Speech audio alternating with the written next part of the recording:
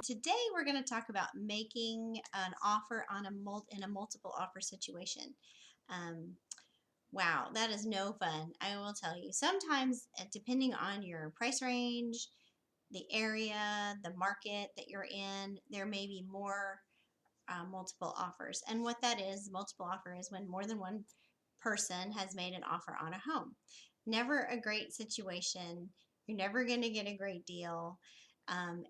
But you might get the house that you want. You might find a really great house and at a price that you're looking for. So everything when you get in a multiple offer situation or when a house looks like it's going to be in a multiple offer situation, um, is based on how bad you want the house. How much do you want this house? Because that's really going to be your determining factor on everything else. And I will tell you, there's a lot of things about it that aren't good.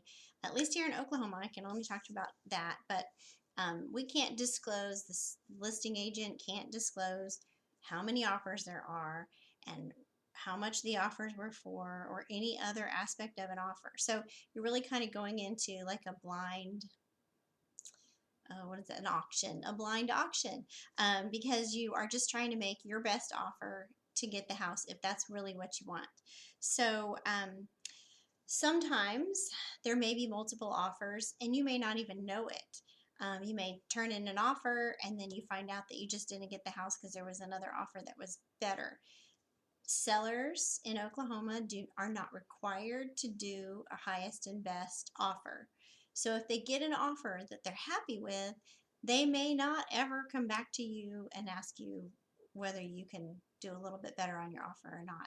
So just always be prepared. If you're in a market where there's lots of not very many houses that are in the price range that you're looking at, or if the house that you're looking at is in an exceptional condition, or in an exceptional location where people are really excited about the location, just know that there's oftentimes multiple offers. So you will always want to go in and keep your offer simple in this situation. You'll want the price to be straightforward. If you're asking for closing costs, you need to keep in mind that that lowers the seller's bottom line when you ask for the seller to pay some of the buyer's closing costs. If you ask for a warranty, that's taking away from the seller's bottom line. And if you ask for extras, if you're asking for to keep the refrigerator and the washer and dryer, which in Oklahoma don't come standard with the home, if you're asking them to maybe clean their house or do something extra that is outside of what the contract says, then you're kind of you want to keep it simple. So I would keep it as simple as possible. Great price, maybe a warranty, not a lot of extras. And then maybe keep the closing date flexible if at all possible. So that's something you can write in there too, that the closing date is flexible. What you're trying to do in that situation is make it as the most attractive offer to the seller so that your offer wins. Another thing you could do, and I've heard about this happening, is that buyers can write a letter to the seller as to why they like the home or why it would be the perfect home for them. So that's another option too. Might be a little bit of an emotional pull. Might work, might not work, but like I said, it might work. So might be worth a shot if you really love the home. When I enter into a multiple offer situation with my buyers, what I tell them is we don't know what the other bids are. So you need to make the best bid that you can make so that if you don't win, you won't be upset about it.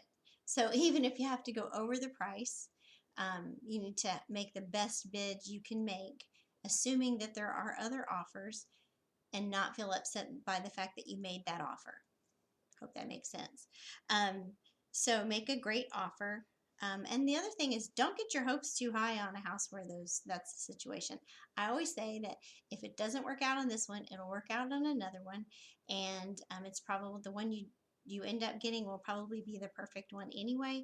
So don't get your hopes too high, because there might be other people and you might not win it, and then you might be discouraged. No reason to be discouraged. There's always more houses. Also, there's another opportunity you can do on a multiple offer, and that is offer more than the asking price. Now you want to be careful here because you want to make sure and look at the comparables for the neighborhood and talk it over with your agent. There is an appraisal that goes on during your loan process of purchasing a home, and you want to make sure that the value of the home does appraise, or the appraisal price of the home does not appraise for less than the asking price or the sales price that you go under contract with. So that's something to consider too. So you could offer more than the asking price. So those are just some things to consider when you've got a multiple offer situation. And I hope that you don't get in that situation, but if I do, I hope you win the bid. Have a great day. And also be sure my name and number are below, and you feel free to call me if you have any questions or message me on my YouTube account or my Facebook account.